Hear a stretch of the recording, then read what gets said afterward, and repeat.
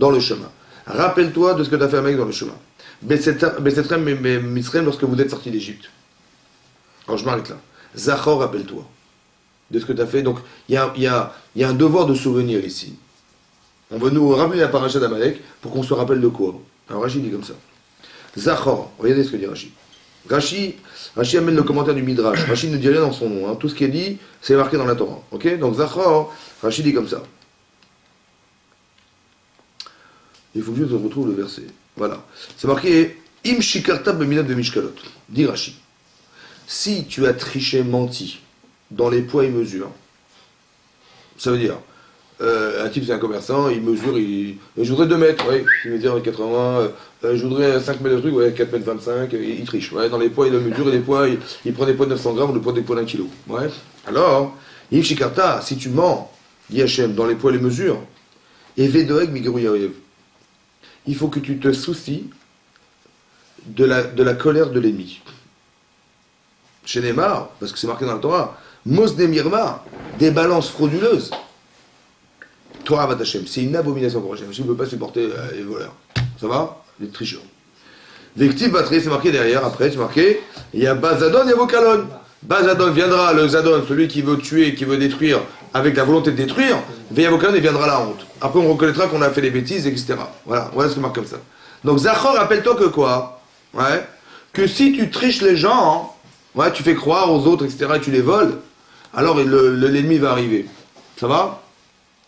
Quel rapport avec quand même D'accord, oui. Attends, j'arrive. Ça va? C'est ce qui est marqué. Maintenant, qu'est-ce que ça veut dire pour nous? Là, nous, on a dit, pourquoi Amalek est arrivé? Nous, on a vu dans la page de Béchalar, pourquoi il est venu? Parce qu'on a dit, Dieu n'est pas là. C'est vrai ou pas? Et là, c'est marqué, non, on est des voleurs. Oui ou non? En vérité, le rapport, c'est quoi le rapport? Pourquoi les gens volent, en vérité? Je crois qu'on ne les voit pas. Parce qu'ils font pas confiance. Parce qu'il manque des zéros dans la fiche de paye. Bah oui. Bah Dieu, il a oublié, quoi. Il est là, Dieu, ou pas? Mais attends, il manque des zéros, là, ça va pas. C'est le même problème, vous avez compris. Donc qu'est-ce qu'il fait le type, en fait? Ouais. Et ben il va se servir chez l'autre. Oui ou non? Mais pour aller se servir chez l'autre, qu'est-ce qui lui manque à lui? Comment il a l'audace d'aller prendre chez les gens? La crainte de Dieu. Ça c'est sûr, mais qu'est-ce qui lui manque? Essentiellement, humainement. Quand il voit l'autre arriver, il voit le client arriver, il dit, tiens, je voudrais 5 kilos de patates, il prend 4 kilos, en fait. Il met 4 kilos et il fait payer 5 kilos. Ouais, il a volé 1 kilo. Mais comment il voit l'autre arriver? Pigeon. Hein? Pigeon. Ouais. Il voit un chéquier, une carte bleue. Ouais. Mais est-ce qu'il voit un homme? Est-ce qu'il voit un être humain en face? Non. Il voit pas la personne en face. Il voit pas l'humain. Parce que si je lui dis, tu sais, demain, je vais venir te voler demain. Il va dire, attends, mais tu rigoles ou quoi? Moi, je mets mon cadenas et je m'enferme et tu viendras bien voler chez moi. Donc, tu vois que quand je te prends le jeu, ça te dérange. Mais comment tu oses faire ce que tu n'oses pas supporter qu'on fasse contre toi? Ouais. Ça veut dire que le problème, c'est qu'il y a une partie déclarée qui est l'argent de l'autre. Ça, c'est visible. Mais ce qui n'est pas visible, ce qui reste inconscient chez l'homme, ouais, c'est ce qu'il engendre comme frustration chez l'autre, comme perte chez l'autre, qui ne le touche pas. Ça va? Il y a une partie éclairante, une partie non éclairée. Comme, mais Hachem, il est là ou il n'est pas là? Est-ce qu'il est Bikamenou, il est là ou pas? Il y a une partie consciente, une partie inconsciente. Je sais qu'Hachem existe, mais il n'est pas tout le temps là quand je l'imagine. Ça va? Comme là, je sais qu'il existe le type, j'ai conscience qu'il soit là, mais il est là que pour l'intérêt que j'en dégage. Ça va? Si tu vis comme ça, dit la Torah, ouais, dit le Maral de Prague, ici, le Gouré, un Sefer qui s'appelle le Gouré ici, il dit, tu sais pourquoi Hachem il envoie Amalek ici chez nous? Comment il peut rentrer chez moi, Amalek? Parce qu'on s'est permis de rentrer chez les gens. Écoutez bien. En vérité, on ne sera jamais touché par rien du tout à l'extérieur si on est clair dans ce qu'on a reçu. On est clair dans ce que Hachem il investit pour soi. Tu dis, il m'a donné ça, mais c'est ce que je dois avoir. Parce que plus, a priori, c'est des fastes, et moi, hein, ça aurait été grave. Ouais. Donc Hachem il m'a donné ce que j'ai besoin d'avoir. Ça va? Ça n'empêche pas mon ambition, mais peut-être que c'était fait pour que j'ai de l'ambition et pas que j'aille piquer chez les gens. Qui m'a donné moins, peut-être, je sais pas. Ou peut-être se dire, contente de ça pour l'instant, je sais pas, vous avez compris? Maintenant, ou peut-être il va travailler sur la Emouna, je sais pas pourquoi il a fait, mais il en reste que s'il l'a fait, ça a un sens, pour lui. Maintenant, pourquoi je vais réfléchir toujours dans le mon sens et pas dans son sens?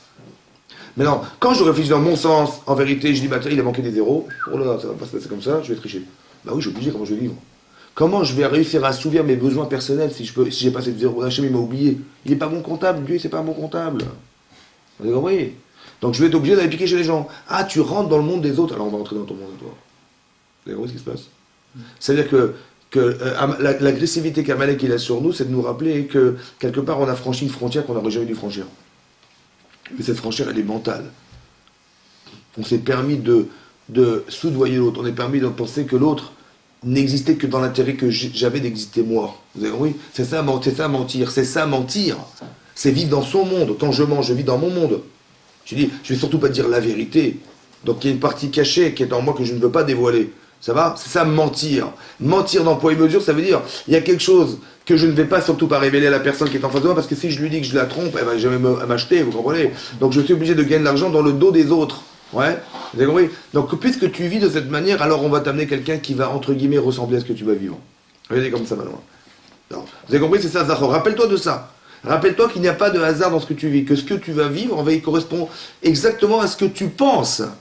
Ça n'est pas étranger, tu n'es pas victime de quoi que ce soit. Tu dis, ah, c'est à cause de lui, à cause de rien. Parce que si tu dis que c'est venu par hasard, ça veut dire que tu penses que quoi? Que c'est même pas Hachem qui a envoyé ce truc. Vous avez compris pas? Ça veut dire que même ça, c'est flou encore. Voilà. Alors écoutez bien. Après, c'est marqué, donc rappelle-toi de ça. Rappelle-toi de ça. Après, c'est marqué, Achak karecha baderer. Achak karecha baderer. On ne sait pas ce que ça veut dire. Karecha baderer. Alors Rachid dit comme ça. Écoutez bien. C'est un peu violent, mais mettez vos ceintures. C'est bon ou pas? Achak karecha baderer. Alors Rachid dit la shon mikre. Karecha en hébreu, ça veut dire mikre, ça veut dire hasard. Que tu as rencontré par hasard. C'est pas de hasard. Écoutez-moi bien. On dit, il est arrivé là, on ne l'attendait pas. Mais on va le traduire comme, on n'a pas eu de chance. Ça va? Si on traduit comme ça, c'est dangereux. Achak karecha baderer, parce que Amalek, par définition, c'est connu que dans la Megillat Esther, c'est marqué dans la Megillat Esther, et c'est marqué dans la Gemara dans Megillah, que Aman, vous connaissez Aman? Ouais. Il faisait partie il était descendant de Amalek. Maintenant, qu'est-ce qu'il a dit Aman? À chaque fois, quand ça allait, quand ça n'allait pas, quand il a tiré au sort, etc., qu'est-ce que ça voulait révéler? Il a dit, il a raconté à sa femme et à ses amis proches, Kol Asher Karaou, tout ce qui s'était passé. Mais Karaou en hébreu, ça veut dire, c'est un chant micré, un langage de hasard. Tout ce qui s'est passé par hasard. Ça veut dire que la vie n'est que du hasard. Il n'y a pas de volonté pensée derrière ce que je vis qui a été réfléchi par quelqu'un derrière. Personne. C'est le hasard, c'est les aléas de la vie. C'est ça dire le hasard. C'est-à-dire, tu as eu de la chance, t'en as eu moins. Par exemple, qu'est-ce qu'il va faire, comment il s'appelle, Aman? Il va tirer au sort. Ça va? Comment s'appelle la fête de Purim? Purim. Pourquoi Purim? C'est les sorts. Les sorts. Ouais. Les sorts du gouvernement, les sorts de l'économie française. Les sorts, Les sorts, Mais non, les sorts, pourquoi c'est marqué? On dit Purim al-Shem pour. C'est marqué Purim au nom de pour. Pour, c'est quoi pour? On est pour ou contre? Donc pour, c'est le tirage au sort. Il a fait un tirage au sort, il a tiré. Quel chiffre il a tiré?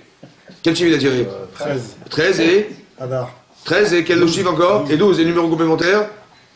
Non, 13 et 12. Ouais, il y a deux chiffres. Donc, 13 et 12. C'est quoi 13? Deuxième étoile. C'est le jour du mois, du 12e mois.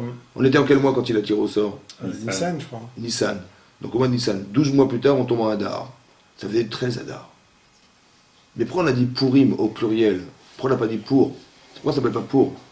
La fête de Pour. Non, la fête de Purim. Purim, c'est un pluriel. Pourquoi c'est un pluriel? Pourquoi c'est un pluriel? C'est vous ou pas? Vous savez? Non? Dommage.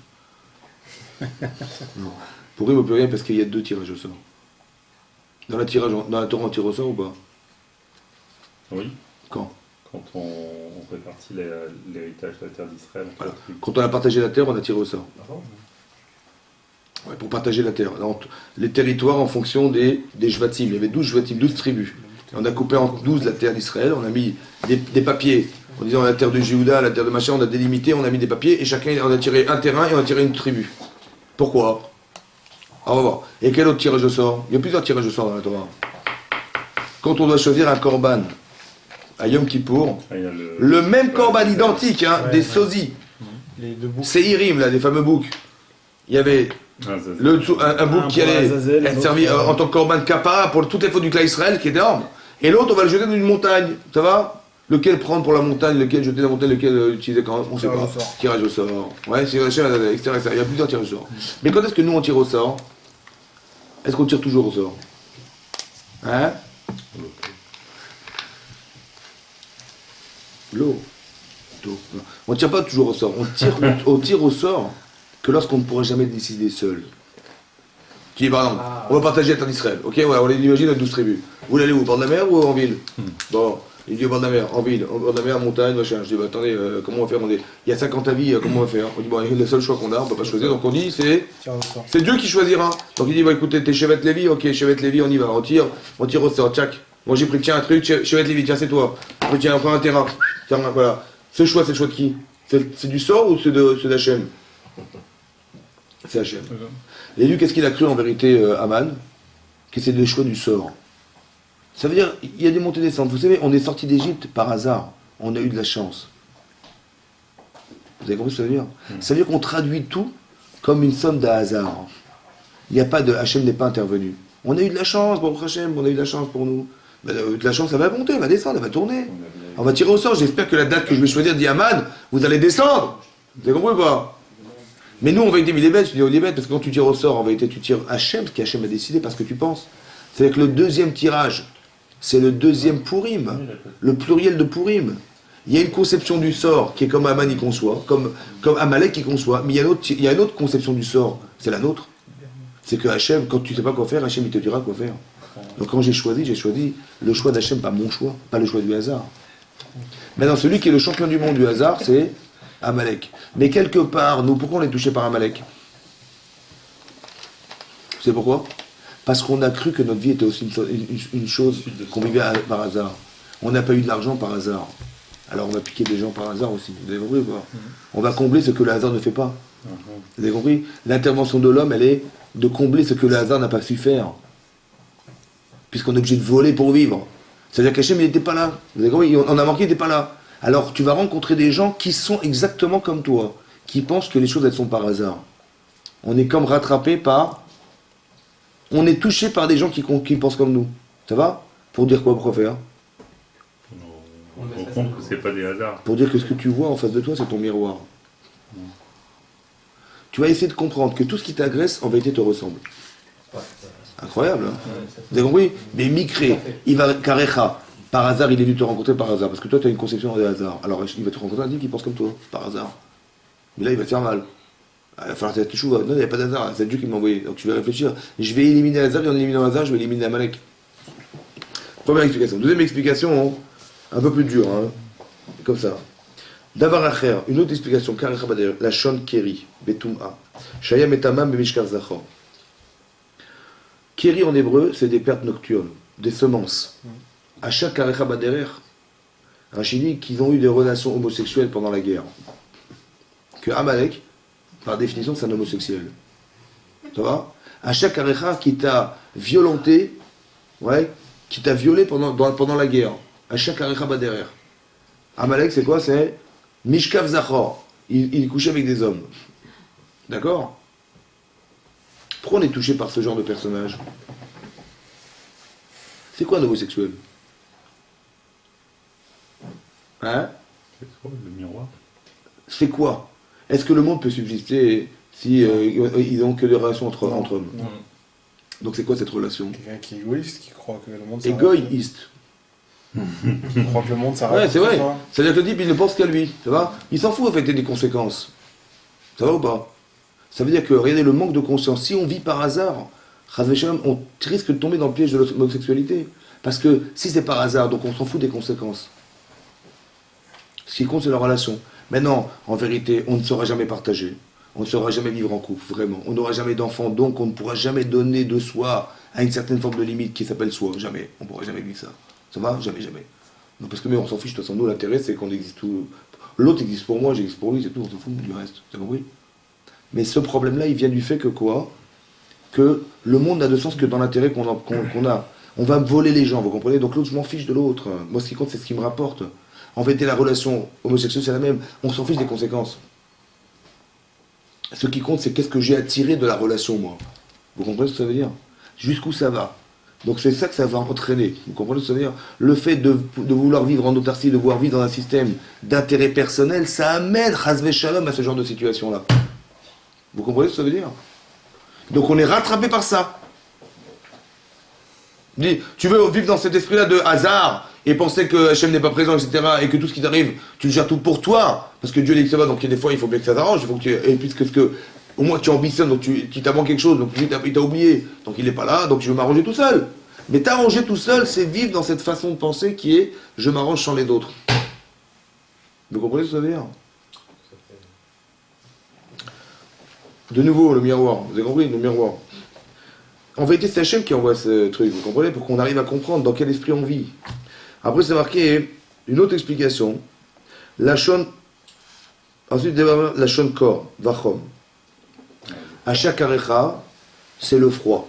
Le corps en hébreu, le corps c'est le froid. Le chom c'est le chaud. Kor vachom, il t'a refroidi dans le chemin. Ça veut dire quoi, il t'a refroidi dans le chemin? Rachidi, il t'a refroidi, tiédi dans ta chaleur, dans ton bouillonnement. Tu es en train de bouillir. Que quoi? Parce que les peuples du monde avaient peur de vous faire la guerre. Vous étiez trop brûlants pour eux. D'accord? Ou basé, il est venu celui-là, Amalek. Veitril ve'era makom le'acherim. Il a été dit non, mais moi je vais faire la guerre contre ce peuple, moi. Ouais. En vérité, je vais les refroidir à vos yeux. Ça va?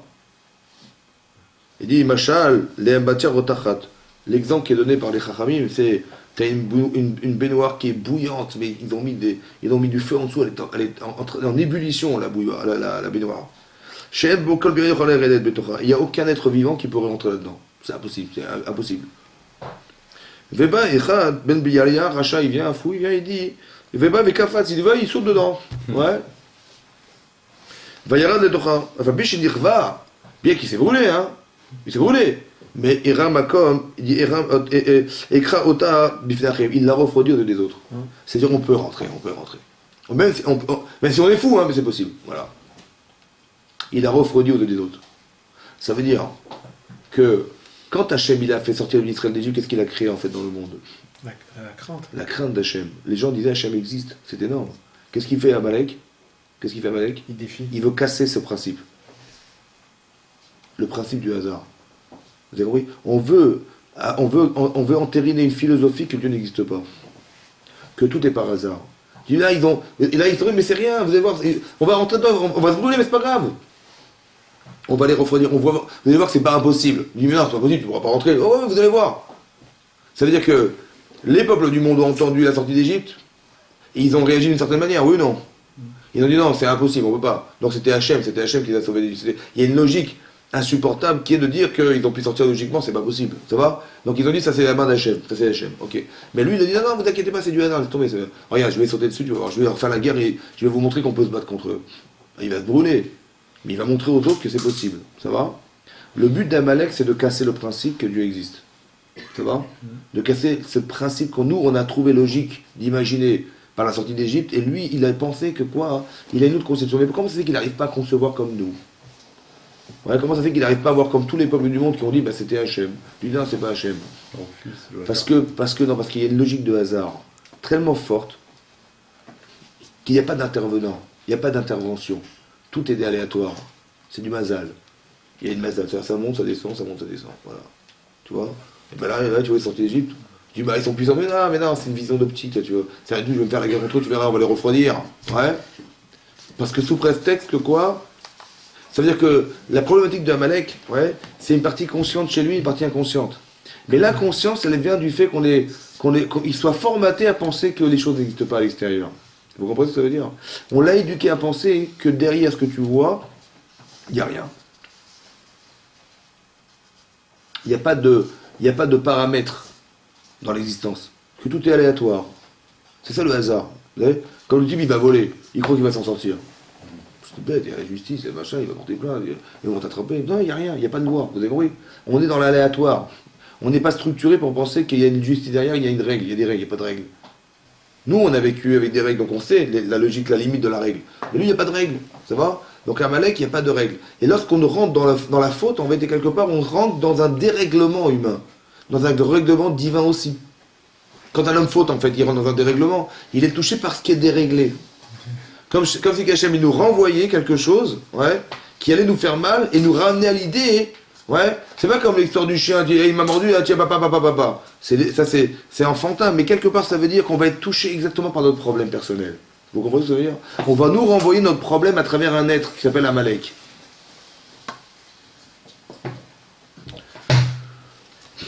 Vaïzanev becha kol hanechashem acharecha.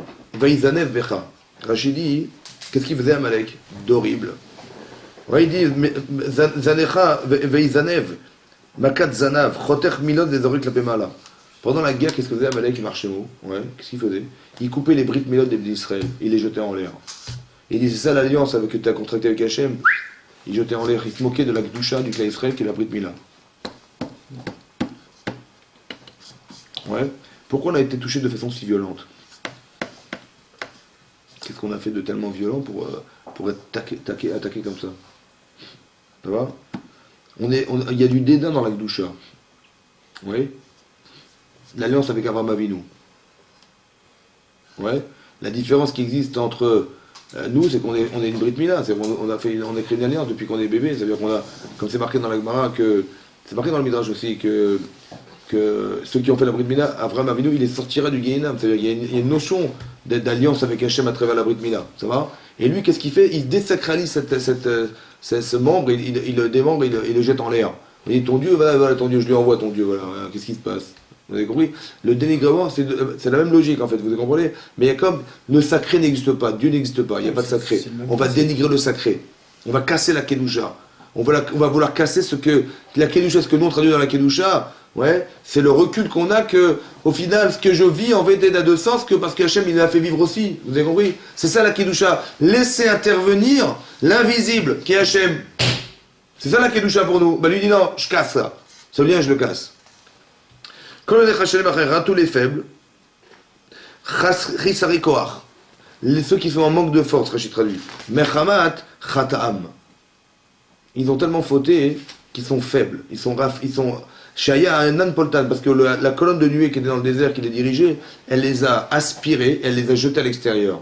Le Hanan lui-même, la colonne de nuée, elle prenait les hommes qui faisaient des avérotes, elle les jetait à l'extérieur. Et c'est ça qu'Amalek qui récupérait, il tapait. Le Hanan, il poltan, il les prenait, il les aspirait, il les jetait. Ça va? Donc ces gens qui étaient touchés essentiellement par leurs problèmes de manque de Gdusha et de manque de relation avec Hachem aussi. Ils étaient touchés par ça. Mais c'est très violent, on est dans une grande violence. Comment c'est quelle est la proportion? Vous voyez, qu'est-ce qu'ils ont pu faire de tellement grave pour imaginer qu'ils sont touchés de façon si violente? Qu'on ait remis en question de façon si violente le brit d'Akadosh Baruch Hu, l'alliance avec Hachem. Pourquoi cette violence? Après c'est marqué Vata'ayef et Yaguer. Ayef. Rachid dit Batsama.